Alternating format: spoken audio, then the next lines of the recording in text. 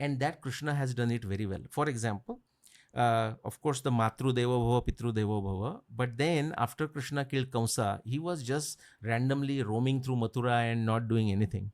And Vasudeva was worried. Then he sent to Sandipani. So Sandipani is one of his first guru. Chandogya Upanishad talks about Ghora Angirasa. We don't have the other details. But Ghora Angirasa was another guru of a Krishna, Devaki Nandana Krishna. Okay. But just like I said, many gurus, Krishna is learning from everyone. In fact, do you know, this is something very fascinating for very orthodox Vaishnavas sometime who don't bother to read Mahabharata. Krishna has taken a Shaivi Diksha. His first son out of Rukmini says, okay, before we go for a son, go and do bhakti. Go and do tapascharya. He goes and does the tapascharya of a Shiva. And Krishna is telling this story in Mahabharata. That is precisely the reason. Do you know that Mahabharata has, just like Vishnu Sahasranam Mahabharata is there in Mahabharata. Do you know that there is a Shiva Sahasranam in Mahabharata? In fact, twice. And Vishnu Sahasranam was recited by Bhishmacharya to Yudhishthira and everyone when he was on the bed of arrows. But do you know that Shiva Sahasranam was recited by Krishna to Yudhishthira and Bhishma, again when Bhishma is lying on the bed of arrows? When Yudhishthira asked Bhishma, can you please tell me the glory of Shiva? Of course, very humbly, Bhishma says, I am not qualified. Fortunately, there is somebody, which is Krishna, a qualified person here to talk of the glory of Shiva. And that's where Krishna refers to he taking Diksha from a Shiva. Okay, so he has taken Diksha from many, and now therefore he is a guru. Quickly, I will conclude on the two Shishya he had, great Shishya. One is Arjun and one is Uddhava. But look at their psyche. We all are different. We are a different permutation combination of Sattva, Raja, Tama, plus our past life, whatever we bring, the piety that we bring, the bank balance, karmic bank balance. So what happens is we have a different tendencies. Very interesting. Krishna and Arjun spend a lot of time together. Okay, but very interesting. As soon as Krishna was gone, 55-25 BC, and very soon Arjun also gone. But Krishna has left a message for Arjun. When I am gone, please take the residents of Dwarka and take them to safe place, namely therefore Indraprastha and Hastinapur.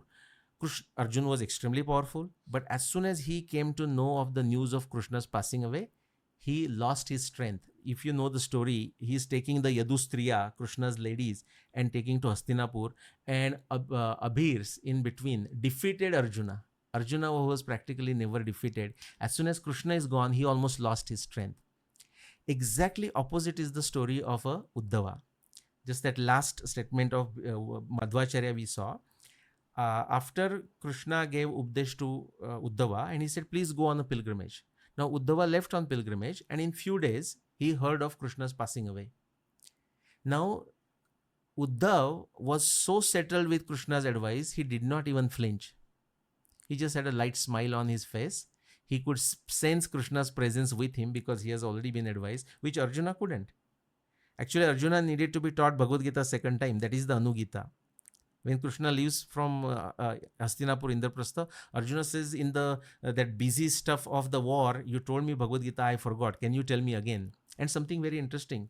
Krishna says, in a modern language, he says, look, that time, a drastic issue and drastic measures I had to take, and I told you this. Even I cannot repeat that performance. How beautiful, how humble. Krishna says, I cannot repeat it. Okay, I was in the zone. Now I'm no longer in the zone. But since you have asked, I will tell you something, and that is called Anugita. So Krishna has the same person, has two different disciples, but their response to Krishna's same advice is very different. So that is something I want people to understand also. And that's all I have to say. Isn't there a story like the whole Yadav clan killed each other? Correct. Because of Gandhari's curse. Gandhari's curse, again, I will say as a Phala Hetu. Because remember, don't forget that some of the additions, now these additions are not made over long time, but there are additions made over next 100 years to Mahabharata. So when something like that happens, like even the Krishna's clan, the Bhagwan and his clan is going away, people are trying to understand, Phala Hetu, trying to try to understand what could have happened. And Krishna, they said, they attributed to Krishna saying it, attributed to Gandhari's curse and so on.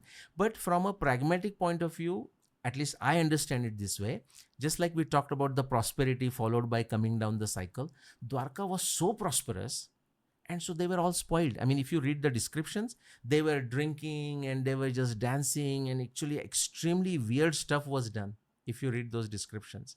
So Krishna saw that, yeah, it better get destroyed. I mean, he had that intellect to say, okay, my clan, but it better go away and let the new thing flourish. Is there anything said about the descendants of the Pandavas? Okay, well, descendants of Pandavas, they were there. Bhagavad Puran talks about it. After the Pandava Vansha came to a close, okay, uh, or from Parikshit, they say, Skanda Puran says there were 3,310 years between Parikshit, and we don't know exactly which Parikshit, but let's assume that Parikshit. From there, 3,310 years after was a time of Chanakya.